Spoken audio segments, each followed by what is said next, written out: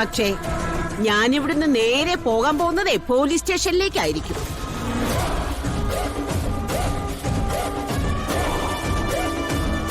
ഭർത്താവിന്റെ വീട്ടിൽ നിന്ന് കിട്ടിയ പീഡനത്തിന്റെയും ഭർത്താവ് ചെയ്ത ചതിയുടെയും കഥകള് ഇവള് പോലീസ് സ്റ്റേഷനിൽ പറയും.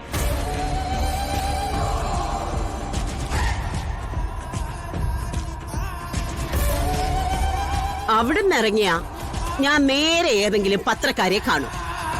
ഇവള് ജീവിച്ചിരിക്കെ ഇവൻ വേറൊരു കല്യാണം കഴിച്ചതും അവളോടൊപ്പം ജീവിക്കാൻ വേണ്ടി ഇവൻ ഇവളെ കൊല്ലാൻ ശ്രമിച്ചതും ഒക്കെ അവരോടും പറയും.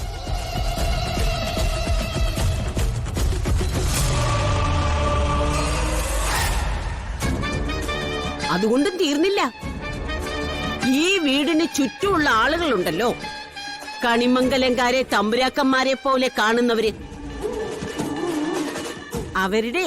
അവരുടെയൊക്കെ വീട്ടിലും കയറിയിറങ്ങി കണിമംഗലം പരമേശ്വരനും അയാളുടെ കുടുംബവും ചെയ്ത നീതികേട് പറഞ്ഞിട്ടേ ഞാൻ പോകൂ.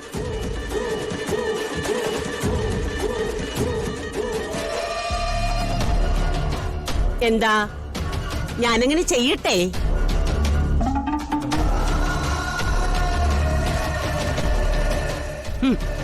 ഇത്രയും നേരം കണിമംഗലത്തെ ജയഭാരതി കൽപ്പിച്ചില്ലേ? ഇനി അങ്ങോട്ട് കൽപ്പിക്കാൻ പോകുന്നത് ആറ്റുവാശ്ശേരിയിലെ സുകുമാരിയമ്മയാ.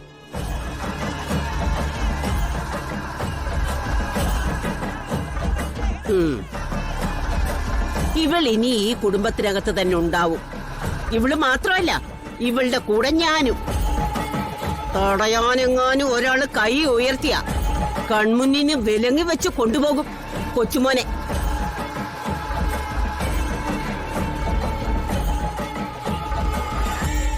അതിനുള്ള സകല ഏർപ്പാടും ചെയ്തിട്ടാ സുകുമാരിയമ്മ വന്നിരിക്കുന്നത്.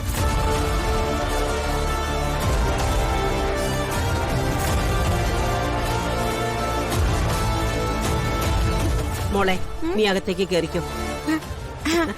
ഓടല്ലേ, സൂക്ഷിച്ച് നടക്കും മോളെ. വയറ്റിലൊരു കുഞ്ഞുള്ളതല്ലേ.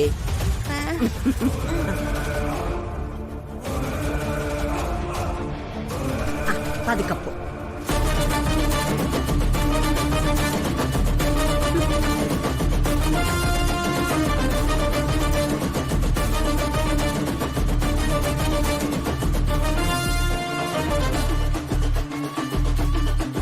ഏട്ടാ, ഇതൊക്കെ കണ്ടിട്ട് എങ്ങനെ മിണ്ടാതിരിക്കാൻ കഴിയുന്നേ? വരുൺ, പ്ലീസ്, സിറ്റുവേഷൻ മനസ്സിലാക്കാൻ നീ ഒന്നും സംസാരിക്കരുത്.